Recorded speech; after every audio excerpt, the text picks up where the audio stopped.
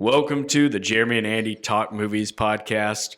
We are I'm Jeremy. You are. And I'm Andy. Yeah. And we are adorable today because we're both in red. We're matching. We didn't even plan that. And we are we're two individuals programmed to watch movies and entertain you with a wonderful podcast. I can't lie. Yeah. I can't do it. My programming does not allow me to. Yes. And my intelligence setting is set at like 25%. I didn't know mine's built negative in the negatives. I didn't know you could do that. Language setting is English barely. Yeah. So, yeah. But this week, all these jokes are in reference to the movie we're going to be talking about this week, which is Companion. Yep. Companion is, I guess it's labeled as a horror movie, but it's just a kind of a entertaining thriller comedy or dark comedy. Yeah. Like I don't know. It's a lot of things. Also, is it even possible to talk about this movie without spoilers? It's not. So I was going to get to spoiler pretty early. Yeah.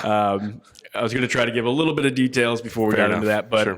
So Companion is a movie about an artificial intelligence companion robot. Yep. That's the gist of the title. But we really get the story is from this robot's perspective. Mm-hmm. Who doesn't know at first they are a robot? Yeah. It's a character named Iris, which I didn't even think about, but caught in the trivia. Siri. It's just Siri backwards. Yeah. Which is pretty clever. But Iris is in a relationship with Jack Quaid plays her boyfriend in the movie, and I'm blanking on his name, even though I watched the movie yesterday. I don't even remember. I saw it yesterday too. It's embarrassing. It kind of is. But it's kind of they're this sweet couple, Super adorable, meet cute at the beginning of the movie. But the movie takes place mostly in one location. They go on this trip, this getaway, to this with friends to this rich guy's house. One of Jack Quaid's friends is dating this rich Russian guy. And so they get away, and then all sorts of things ensue, and that's what we'll get into in the spoiler stuff. Right.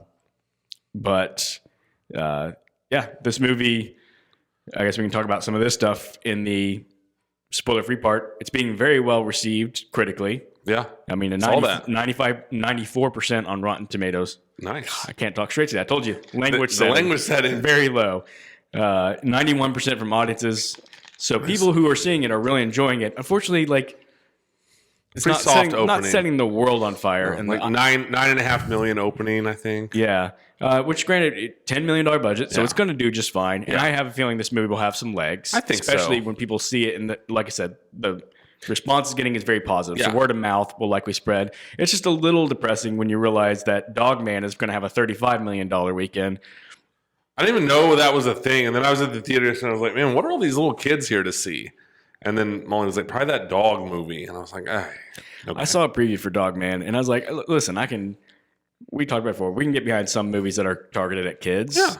But that one I saw and I said, I have zero interest in that movie. Didn't even know about it. I was a little surprised at the numbers, usually just because I can kind of gauge if a movie's going to have a big opening or not based on the theater I go to. It's the screening pretty full. Yeah. And there's a good crowd. Yeah, same with mine. In my movie theater. That said, there were some people who didn't respect the Halo. I was a little disappointed about that. I love that at my AMC. They're comfortable chairs for the most part. And when you sit in them, you can really kind of bounce and lean back. Yeah. And it's nice for the person behind you, you go from comfortable leg space to, if I just lift my foot to cross my legs, I'm going to kick the back of your chair. And so I was a little disappointed people sat directly in front of me. One day the public at large will figure out movie etiquette. They will. I hope. That day is not it wasn't yesterday. It wasn't yesterday. I'll tell you that much. We can talk a little bit about the people involved in this movie. So I already said Jack Quaid plays our main male lead in the movie. Most people will probably know him from the show The Boys, although he's kind of like an emerging star now. He plays a character named Josh, by the way, so it's not confusing at all that Jack plays Josh. I'm going to mix that up a whole bunch of times. He was very good in this movie. I know him most from Scream 2022. That makes sense too. Yeah. He was also really good in that. He's got just a very distinct look about him. Where when I watch him, I'm like, he's not traditional Hollywood handsome, but he's definitely he kind of has a look about him. Well, he's got the pedigree. And then, but the look he has does a very good job of playing guys who are a little something extra, like on the surface, he's presenting one thing, but there's more behind it. Yeah. He's got a face that's very good for that. And that in Scream, he's so good at he's charming. I mean, spoilers for Scream 2022. Yeah. He's one of the bad guys. He can go from charming to slimeball like that, and he pulls both off really well. Yeah, and I guess that's what I was trying to It's get a at. really nice. He's got a face that can be like lovable goofball. Oh, yeah. But also like, yeah, then it's the brow, it like furrows, and it's like, oh, and all of a sudden he's menacing.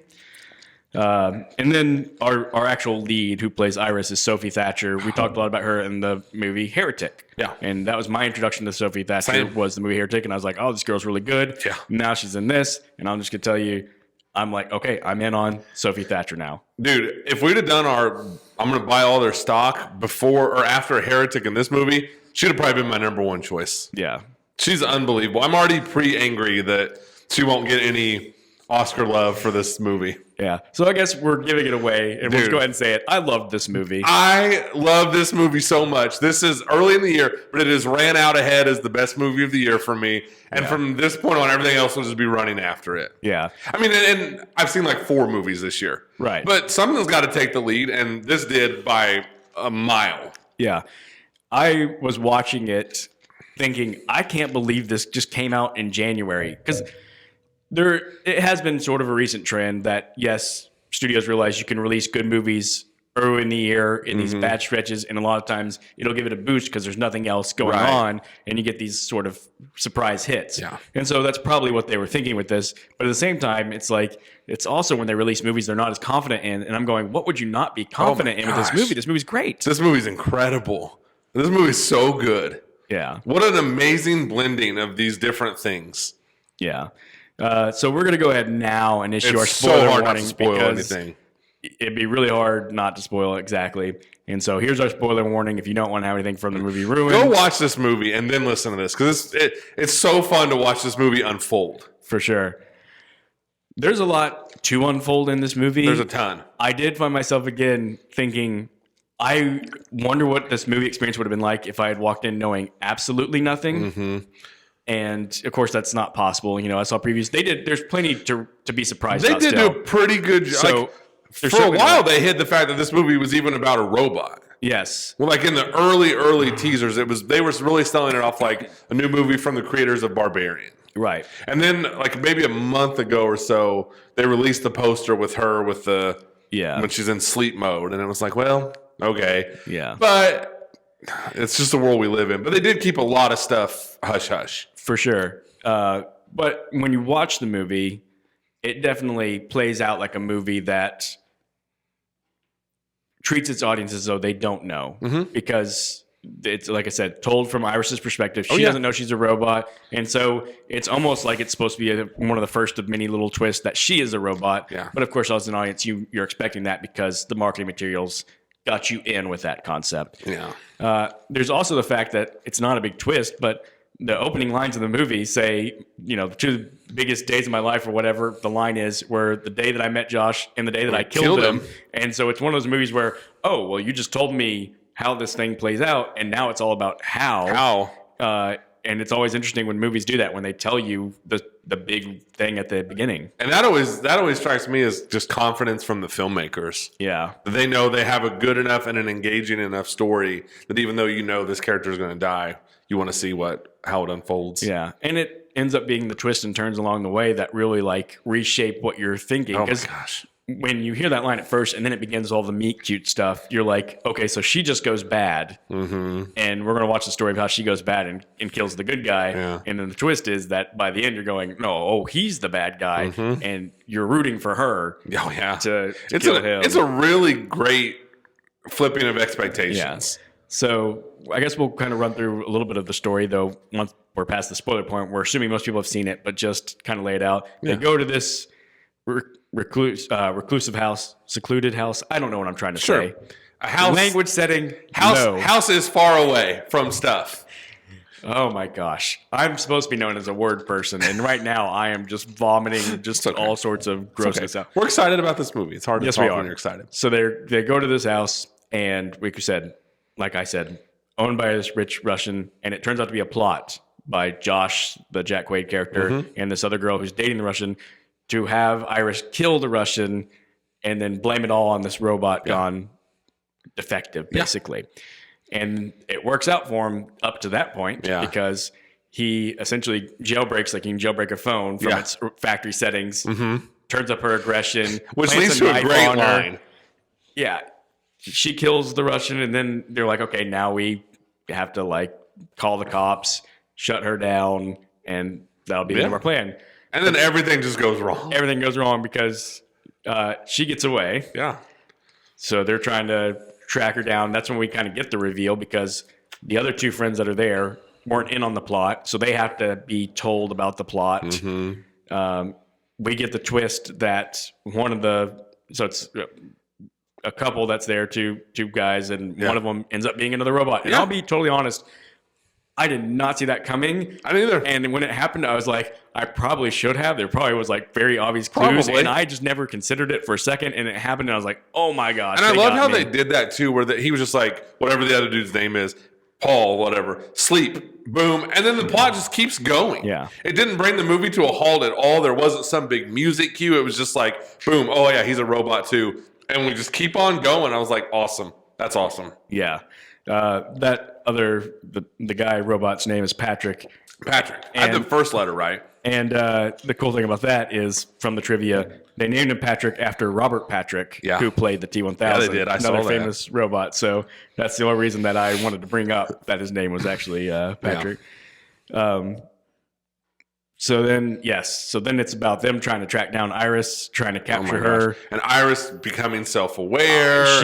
When she escaped, she got away with Josh's phone, realizes the settings that she has. By the way, I should have mentioned, when they first capture her is when Josh explains to her, you're just a robot, and enlightens her to this reality about herself. And that's why I'm saying, like, Jack Quaid can go from charming to just douchey so fast. And when he's telling her, like, hey, it's just programming. You think you're so smart. Like, oh, I can't wait to see this guy get it. Yeah. Like, he's great at that. Like, going from, oh, what a charming guy. And all of a sudden you're like, I hope Iris rips his face off. Yeah.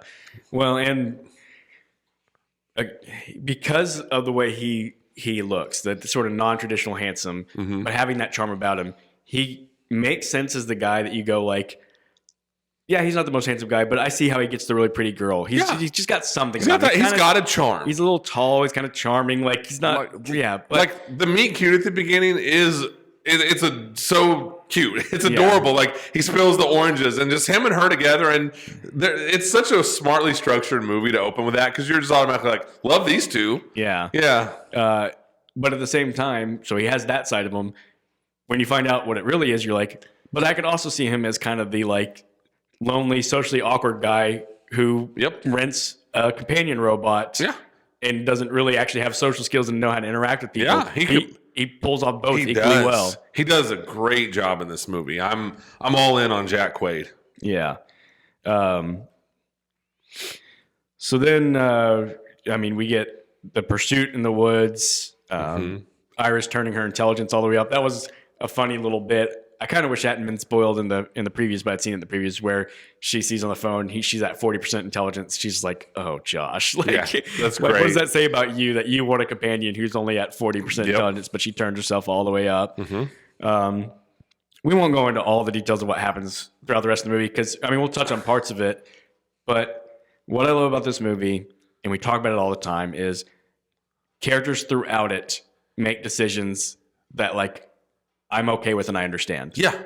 And even Jack Quaid, who kind of has to be like the bumbling crook, but he still is like, okay, he's improvising, or he's changing his plan constantly because it's always going wrong. But when he changes it, you're like, yeah, that's probably what I would do if I was in a desperate situation like he is. Yeah. Yeah. And she's obviously very smart, especially, it plays it well when she turns her intelligence up. Yeah. So when she encounters that officer and she knows she can't lie, and she just really quickly goes, I'm going to change my language setting so he can understand me. Dude, that was so incredible. I wanted to applaud the writing of that. Yes. Yeah, that was an unbelievable scene. And I think that's what's maybe the real pleasant surprise of this movie is this movie didn't have to be really smart. No. This could have been just a real dumb movie. we'll probably eventually have more. We are going to have more conversation about like other movies with robots or AI or whatever these artificial intelligences, and you've got a whole subgenre. It's the most embarrassing episode I've ever had. Subgenre of these that are just dumb fun. Yeah. We've talked about them, the Megans, the Subserviences, and I thought it's going to be in line with those. I like those movies. Yeah, this one just took a step. It's a step higher. Intelligent writing up a notch, and I was like, I did not expect this, and I'm loving that we're getting this. And I think it shined the most in that scene with the cop. Yeah, that was incredible. I was so good, and it was like, oh my gosh, that is so smart. Like, why can't I think of stuff like this? Yeah, and it's like she can't lie, and she doesn't, and every rule this movie establishes, it sticks to.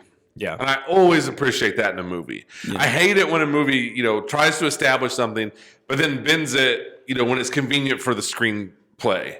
And this movie sticks to its rules, I feel like. Yeah, yeah, it does. Just constantly, it's putting the characters in situations where you're going, well, how is this going to work out? Or how are they going to get out of this? Or what's going to mess up the plan here? Even her plans to escape, because she can't like escape right away. And every time something happens, you're like, oh, like that makes sense. So when she's with the cop and you're like, how does this end? And then the other robot comes in. Gosh. You're like, oh, this is how. Yeah. And that's, Yeah, it's amazing how good this movie does of sticking to its own rules. Yeah. Yeah, it's incredible. The other moment she does that shows her intelligence that I was like, thank goodness, because just most movies wouldn't do it, and audiences would be going, well, why don't you try this? Is when she's trying to get the car started and she can't because the voice doesn't recognize it. And she goes in and she's like, I can mess with my voice settings, and just tampers with it until it gets closer and closer to his voice. Yep. And it finally works. Yeah. And that's great writing too, because that voice thing doesn't just come out of nowhere. Earlier on, it shows her experimenting with the different voices. Right. So nothing feels like a cheat to me. Nothing felt like a cheat in this movie to me. Right. Everything felt earned. Mm-hmm. Yeah, that was a great scene. Also, that's when the weird comedy of this movie shines through. And Jack Quaid, he gets his hand slammed in the car door, and then she runs over his foot. Yeah. And for some reason, it's so funny. Well, because he's like being really creepy and menacing, but he's also he's a total buffoon. He's a total wuss. Too. Yeah, he's he can't. He gets his foot right over it. He's just like cartoonishly like falls to the ground like. Can't handle the pain. It's so funny. Yeah. I don't know this, but I would not be a bit surprised to find out they took a little inspiration when writing this movie from Fargo. In the sense of like someone who thinks they have this great plan organized, this great crime, but really it's just a mess. I got some Fargo vibes from that. Yeah. Yeah. Yeah. This movie, all around, so much smarter. Everything that they did a good job of letting the audience know about it beforehand, like you were saying, like the voice thing. Nothing just comes out of nowhere. The reset with the thumb behind the ear, when he does it later in the movie, well, when they show you the flashback of when he's telling Irish when we first met, when she got delivered, and it's going through like the setup instructions. And the guy says, if you ever want to reset it, just do this. Yep. You're like, as an audience member, you're not even thinking, okay, I need to tuck that away for later. But then once they do it, you're like, they said that. Right. Like, he knows how to do that. And it's like when he reprograms the Patrick robot to kind of be, to listen serve to him, basically. To serve him. They've already, that checks out too, because they've already shown like get within 3 feet and establish what do they call it, like the love connection or whatever. And then it's great comedy when it's redoing the oh my gosh, meet cute for them, and it's just Jack Quaid. I sit there and go like, I want to know when they filmed this, did they actually film it twice over, or did they just film Jack Quaid and insert him into the other one because it lines up so perfectly? It's crazy. And it's such a risk to throw in such a goofy scene like that, that late into a movie like this, and for it to work. Yeah. It's amazing how all the pieces of this puzzle fit together so nicely. Yeah.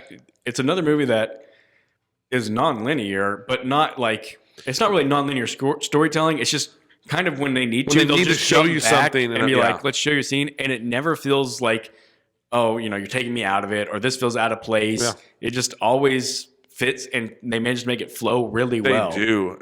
And another example of what a great under 2 hour decision. What a great decision to keep this under 2 hours. Yes. There's another movie that's just the perfect length. Yeah. And gets into it pretty quickly. It really wastes, I would say, 20 minutes into the movie, probably we're already in the spoilers, she kills the Russian dude. Yeah. I'd say. And that's great, too, how they do that. Like, you see that, like, kind of the attack is starting to happen, And then all of a sudden it cuts to her and she just walks in and she is covered in blood and all that. It's like, I was already digging the movie. And then I was like, all right, let's go. Like, I'm really locked in now. Yeah. Yeah. Oh man, this movie is just a delight. Yeah. Yeah. Absolutely. Some great other twists going on in the movie. So, great scenes. Just when they recapture Iris, and it's down to just Josh, Patrick, the other robot, and Iris. Patrick's cooking dinner for him. Iris tied up, and it's this great villains. Villains got you captured, letting each other have it. Yeah, kind of chewing the scenery, like you thought you were gonna foil my plan, and here I am, I win. Type deal. That whole scene was great, and he makes her put her hand over the fire, and then he makes her put the gun to her head, and the whole time I'm going like, something's got to happen. She did something that he doesn't aware of. It's upsetting, and she's just playing along. And that would have been fine too. Yeah, I would have been fine with that. So when he tells her to pull the trigger, and I think she says no, doesn't she? Yeah. But then she can't stop herself. Yeah. And she pulls that trigger and the bullet goes through in this slow-mo great shot. And her eye, there's like a spark almost behind her eye. And it was like... And I was like, oh, like she did it. And there's a moment of he can't win because she already said at the beginning. I know, but they had me thinking does he somehow win? Yeah. Like I really thought for a second maybe Jack Quaid was going to pull this one off. Yeah. Yeah. No, and those two, when they're at the two ends of the table, that's the kind of stuff that bums me out so bad that it'll never even be with anybody's breath that these guys should get Oscar nominations. But they're just on fire. I mean, she's literally on fire, but they're just on fire in that scene where they just get to say all the things that the characters have wanted to say to each other. And she says things that I won't repeat on here, but as an audience member, you're like, boom, got it, because Jack Quaid is so good at playing a sleazeball. Yes. You want her to say those things to him. Yeah. You do. And he even just his little reactions where he's like, he's trying not to let her know that it bothers him, but as a movie lover, you're like, this probably is just killing this character to hear these things about himself. Oh, yeah. It's just, and that goes to your point of this is just a level above, a Megan and which those movies I like. Yeah. But this is a level above that. Yeah. And then the next kind of little twist is you think she's done for. She's blown her robot brains out, and he gets the people from the company to come and pick her up, and everything seems to be going to his plan. Like just when he thinks he's, gotten by with it, the guy says, "Yeah, we're just gonna take her back to the lab, upload the video, and make sure everything checks out." And again, he's great in that scene because he's internally freaking out. Yes. Yeah. But it also made me think that's the one point in the movie where I'm going he's simultaneously probably freaking out about, oh no, my plan is busted, into wait, you filmed everything? This is basically my sex robot. Yeah. You filmed everything? Well, this was awkward. But I love, so this may have been my favorite scene in the movie because I love the main dude from the company who's doing all the talking. Yeah. He's like, you did read the user agreement, right? Knowing nobody reads those things. Right. And this is where my favorite piece of writing emerged because Jack Quaid tells he's just, everything he's saying to these guys is a lie. Yeah. And they're going, oh, yes, oh, yeah. And they get out in the vehicle and that guy's like, I don't remember what he says, but he doesn't buy any of it. Her for sure. Yeah. He's like basically he gets out, he's like, yeah, I know that guy was lying. And he's like, I could care less. It's not my job to worry about if this guy's lying. I think, yeah. And I think his implication is he's definitely lying. And when we get the footage, we'll get him. He'll get busted. And he even talks about we bust people all the time doing really weird stuff or terrible stuff to these robots. Yeah. And that line was it was dark. Yeah, it was dark, but it also kind of got you thinking, man, yeah, all these movies kind of have things to say about they do what people, what people's relationship would be like with these robots that, crazily enough, does seem like is coming at some point in the future, and the idea that some people are going to be cruel and abusive to these things. It's I had never really even thought about that.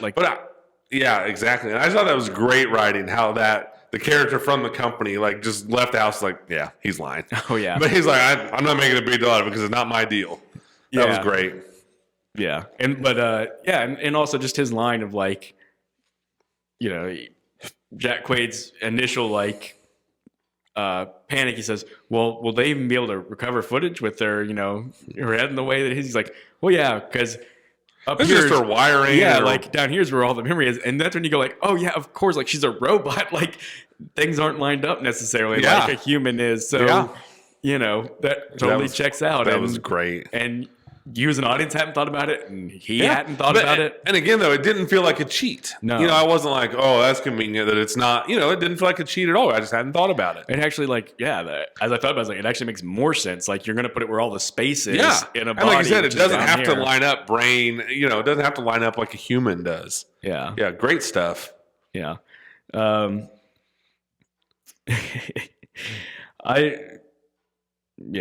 don't know. There's so many little great things throughout the movie. One of the things I just want to point out is it is amazing for a $10 million movie just how great movies look these days. Gosh. Everything in this movie just looks so cool. I mean, just little effects that I know probably shouldn't even wow me that much, but like her messing with the settings on the phone and changing her eye color and just changing the eye color. I'm like, that's amazing that they can do that and it looks so good. And just how she looks, or both the robots look when they're in sleep mode or whatever. Yeah. I mean, it's just clear eyes, but it looks phenomenal. Yeah. It looks great. Like, it almost makes me mad at these movies that cost $300 million. Well, and then the other, like the big one was when her hands mostly melted off, she's peeling some of her skin off and just having the robot hands. And I'm like, that looks incredible. It does look incredible. Yes. And then at the end, again, we're in the spoilers. She waves at someone with that hand. Looks great. Like all the blood and the violence, all that stuff looks good. As weird as that sounds, like none of it looks cheap. Yeah. Speaking of that scene at the end when she waves at that woman, I think we're supposed to assume that she's waving at another robot who probably doesn't know she's a robot, and by waving her robot hand at her, she's kind of like, hey, like. So Molly and I were talking about that on the way home, and I was like, I think it's one of those things. The filmmakers seem smart enough. They're probably like, let people debate. Yeah. I don't know if they have a clear idea or if it was just like, because it works either way. Yeah. I think it works if she's a human and this robot's just kind of wants to screw with her a little bit. Right. Yeah.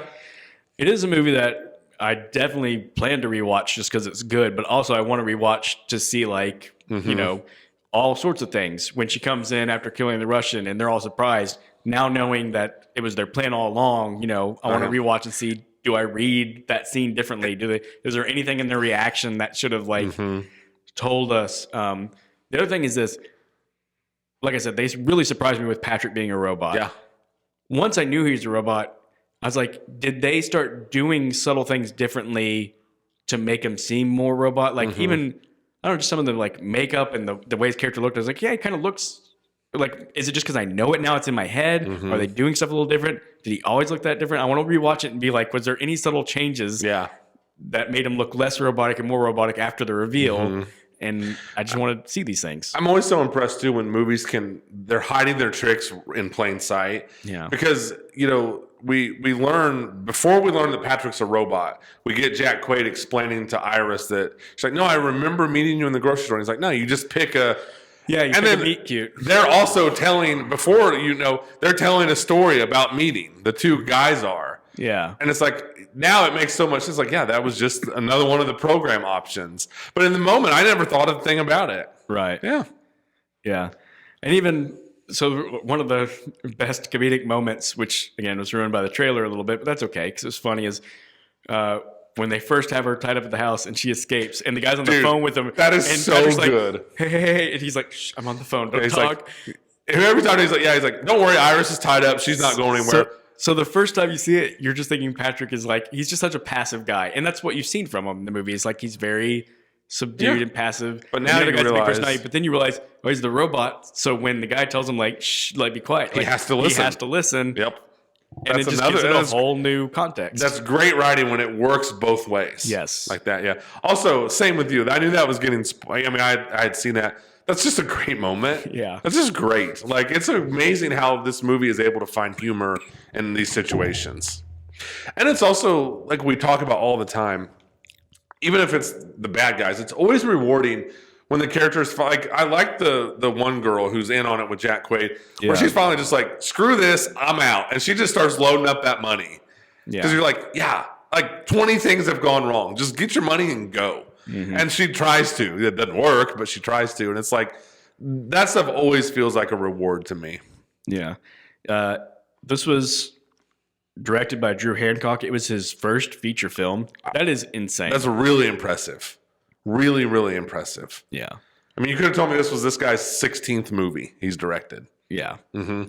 Clearly, he had a command of the vision here. Oh, big time. And he knew what he was doing. Oh, yeah. I already can't wait to see what this guy does next. Yeah. I think we've talked a little bit about Barbarian, not on the podcast. I think you really were a big fan of Barbarian. I was a huge fan of Barbarian. I was a huge fan of the first half of Barbarian and didn't love the second half. Sure. I think I was a huge fan of Barbarian just coming out of nowhere. Yeah. And again, kudos to these guys because I remember very clearly the Barbarian trailers kept a lot hidden. Yeah. So I like their style of making these original creative movies and keeping a lot hidden in the trailers. Yeah. But so that said, like, Barbarian is a movie that I didn't love because I just didn't love the way it ended up playing out. But it was intriguing enough to me that, like, when they said this movie's from the makers of Barbarian, I was like, oh, that's a positive to me. It's still positive. But now when the next one comes out and they say from the makers of Barbarian and Companion, I'll be like, yes. Sign me up. Like, Barbarian was a, whatever it was for me, a B-. This one was an A. Yeah. Like, I'm fully in now. Yeah, I'm fully invested. Fully invested in the makers of the movie and Sophie or Sophia? Sophie Thatcher. Sophie Thatcher. Yeah. She, like, I know we talked about it, but I just want to say again, she's so unbelievably good in this movie. Yes. She is so good. She has to do so much and pull it all off or the movie doesn't work, and she absolutely nails it. Yeah. She's incredible in this movie. She is. The other thing is, if you had to guess how old is Sophie Thatcher, what would you guess? 25? That's an incredible guess because she will turn 25 later this year. She's 24 years old. Yeah. But to me, like, she's somebody who I would have believed such a wide range of ages. Yeah. And maybe part of it's just because, like, when there's somebody so good at acting or something like this, it's really, I don't know why I associate it with someone more mature and like older. Yeah. Because I'd be like, oh, she has to be like one of those surprisingly like 30-year-old people just to looks be this young. like good at the craft. Yeah. But like, no, like 24 years old, like she's got a lot of career left ahead of her. I'm glad. I'm here for it. Yeah. Because this is back-to-back just great performances by her. Absolutely. All right. Is there anything else you wanted to say specifically about Companion? I'm sure we could just ramble on all day. I could ramble on all day. Just this is a delight. Please go see this movie. I hope it succeeds. Or, it will because of its small budget, but I hope it gets that word of mouth. Like, this movie is so good and so fun. Yeah. When we want people to see movies, it's not always about just wanting them to be financially successful. We just want movies. We want people to see good movies. Yeah. We want people to see good movies. We want good movies to be successful in the sense of, like, it deserves to be talked about and appreciated more than Dogman. Yeah. Sorry to pick on Dogman, which I haven't seen, but yeah. But watching this movie did bring up the idea if we want to talk quickly, or not quickly, but briefly about the best movies that employ this type of idea of robots or AI or, sentient beings, androids, whatever you want to call them. It kind of, there's all sorts of variations of this, but we're both just kind of give our Mount Rushmore of our favorites of these kinds of movies. And honestly, two came to my mind right away that I was like, I know are going to be on my Mount Rushmore. And the movies that actually, interestingly enough, I've been using as the posters behind us for the last couple of episodes, not even knowing this Companion episode was coming. Yeah. And these two to me are like Mount Rushmore movies to me almost. Right. And that's Ex Machina, which I think I probably have as like my second favorite movie all time. Nice. I just really love that movie. It is so good. It's kind of like the serious dark version of this movie. Yeah. Like, what if somebody was making an actual like companion robot, but we want to see, test its intelligence and it becomes this cat and mouse game. Yeah. It's a phenomenal movie. Phenomenal movie. And then Terminator 2 is like it's the gold standard of robot movies. It absolutely is. Yeah. And I feel bad because we talked about this when I don't know. On one episode, I know we talked about this before, where Terminator probably gets a short straw because Terminator 2 was so good that people don't talk about Terminator enough. But because I was like, I already got Terminator 2, I didn't really consider Terminator for the rest of my Mount Rushmore. Yeah. But I went with The Matrix, which I honestly didn't even think about until I Googled to make sure I wasn't forgetting any Right? robot movies. And I was I like, know. I hadn't really thought of it as a robot movie, but I guess it actually is totally a robot movie. It is, an yeah. AI movie. So the original Matrix, to be very clear, the original Matrix. Matrix. Not Reloaded, not Revolutions, not... What's the last one called? I don't even know. Resurrections. Okay, sure. And then Blade Runner 2049. Yeah. Now, here's the thing. For the longest time, I really thought Companion's going to be on this Mount Rushmore. Mm-hmm. And it might sneak in. I feel like I just want to maybe give it a little more time. I felt a little weird putting it on one day after I saw it. Right. It felt a little like prisoner of the moment. Yeah. I think it But deserves I could it. see over time, like this being a rewatchable that I revisit and I go, you know what? This is just one of my favorite of these types of movies. And I think that's why I wanted to do this Mount Rushmore, because I left the movie thinking that's one of the best versions of that type of movie that I've seen. Yeah. So I had Ex Machina, T2, Judgment Day, The Matrix, and Blade Runner 2049. Nice. So I had T2. Nice. I did put Terminator 1. Okay. Because Terminator 1 had to walk so Terminator 2 could run. Absolutely. And I had the same thought as you. Like, Terminator gets overlooked, and I watch Terminator pretty frequently. It's incredible. Yeah. It is incredible, especially for the time and the budget that they had on that movie. It's incredible. And Arnold, and Cameron create this, they create the Terminator character, and then that's how we know that character from that point on. Right. So I kind of hate to put both Terminators on there to take up the space, but I think it deserves it. Fair enough. Yeah. I had Blade Runner 2049. Nice. Just always have loved that movie. Yeah.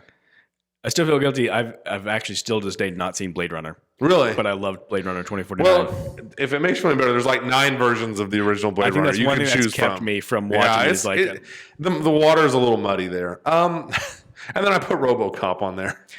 I wondered if maybe I just wanted to throw like a personal favorite on there, and RoboCop is just this really cool, kind of ahead of its time, like ultra mega violent, like dystopian type thing. And yeah, I've always liked RoboCop. I never get a chance to talk about RoboCop, but I'm gonna put that on my Mount Rushmore. Yeah, and just to clarify, you mean the older original RoboCop, not the remake they did? No, I mean the remake. No, I'm just kidding.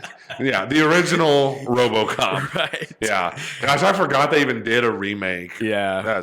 What a stupid idea. Isn't Michael Keaton in that movie? He plays in it. I think maybe Joel Kinnaman plays the actual RoboCop Is Sam character. Jackson in that, or did I imagine? I don't know. I don't know. I try to. Yeah. It was a very forgettable remake. Watching that movie lowered my intelligence setting, just watching it. Yeah. Yeah. And then, there was a fun thought exercise, because there's other one, like, The Matrix probably deserves to be on there. I just was like, you know what? RoboCop. I want to give RoboCop some love. You know what I was really hoping is that you were just going to just go all in and say Subservience. It's on the Mount Rushmore. I couldn't do it, but I do love Subservience. There's a Spielberg movie that's called AI. Yeah. It's good, but I think I've only seen it once, so I didn't feel. Again, I haven't seen that one. Yeah. Another gap a big one in my movie cred thing is I've never seen 2001: A Space Odyssey. Yeah. Yeah. So sorry if movie nerds are probably watching this and going like, you're not going to mention, Kubrick's masterpiece. And I'm not a Kubrick guy. Sorry. My theory is that like 60% of people that claim to love 2001: Space Odyssey have probably never even seen it. Yeah. They just say that because they think that's what they're supposed to say as like a movie lover. Yeah. Well. But I'm like you. If I hadn't just seen this yet, I would imagine this will earn a spot on my Mount Rushmore. Yeah. Yeah. Companion, I mean. So there you go, guys. Like that's when we say we love this movie, we mean I love was it. so excited to do this episode with you. Yeah. I pleasantly surprised doesn't cover it enough. I thought I would enjoy this movie. Mm-hmm. I didn't expect to just, walk out beaming smile on my face going, that was for everything it was perfect. It was perfect. Like they started that new category on the rewatchables. Like exactly like you're saying, for what it is this movie perfect? We're not saying it's the best movie ever, but for what this movie wanted to accomplish, and I'd say this one is absolutely perfect. I wouldn't change anything about this movie. Not at all. Okay, I want to ask you a question. This is a huge spoiler about the movie. Okay. Did you see it coming that she was going to use that cork wine thingamajiggy? I did not. So I kind of did, only because they showed them using that like 4 times in that movie. And I just had a hunch that was going to come into play. Huh. Yeah. Yeah. No. I mean, I'm not saying like I 100% knew, but when she did it, what I'm talking about is like they have this, because this movie has a lot to say about technology and our reliance on it and stuff. And they have this wine bottle opener that just basically just set it on there and it does all the work itself. And they seem like they really went out of their way to show that in the movie. Yeah. But not without being too obvious about it. And then that's what Iris uses to kill Jack Quaid, which is just an awesomely kind of gross scene. Yeah. Like his eyes like getting funky and everything. Yeah. Yeah. And I kind of saw that coming. And it's not a complaint. No. I like when movies like the setup and the payoff. You know what I loved about that moment is it did the classic 80s, 90s thing where it was like when they do the final kill, they're going to have like a punchline. And she says, "Go to sleep, Josh," and hits him. And I'm like, that could be so cheesy and so bad. But I was like, I heard it and I was like, yes, like, I know. Hit him with that line while you hit him with the. It was great. It was a great way to end it. Yeah. Yeah. I enjoyed that very much. Me too. All right. Next week, we're a little bit up in the air just because busy schedules. We're not sure what we're going to stupid busy schedule. I'll tell you what I want to see, and what I want to talk about is Hard Eyes. Yes. And so we're going to see if we can get around to Hard Eyes. I'm going to do everything in my power to see Hard Eyes. I did read an early review of it, spoiler-free review. It's like, this movie was a blast. Okay. It's like, good. That's what we want. It's like great, fun movies. Back-to-back weeks of just fun, just very aware of what they are going for type horror movies. That'd be great. Yeah. Yeah. And if, push comes to shove, maybe we have to record a little later, or maybe we do something else first and then we do this one later. But eventually we will. I'm going to see it. Yeah. It's just a matter if I get a chance to see it before we do this again. Absolutely. But yeah, that'll do it for our discussion of Companion. Go see this movie. I thought about, should we have a discussion about like if these robots are real, would I purchase a companion robot? Not a sex robot, just a companion robot. Somebody to watch movies with me and stuff. And I was like, you know what? I'm not going to have this discussion. It's not going to make me look good. We're going to come out looking bad. We'll probably get bullied online. I'm going to tell you right now, though, if I did have one, it also would not be for the reasons Jack Quaid has one. Yeah. But yeah, definitely it'd be like the program settings of like, this robot cannot get annoyed with me no matter how much I talk about movies. Yeah. I was honestly just thinking like a robot that would like make me a nice dinner and then be like, we should watch Point Break. And I'd be like, yes, robot. You and me, we're so on the same page. We're on the same, yeah. My robot would be like, you're right, Andy. Commando is the greatest movie ever in existence. And I'd be like, thank you, robot. Yes. Yeah. All right. We should stop before we say something that's forever documented. And for sure. Yeah. We'll say the ridiculous things once the cameras are off. But thank you guys for joining us while the cameras are on. Yes. We'll see you next week. See you next week.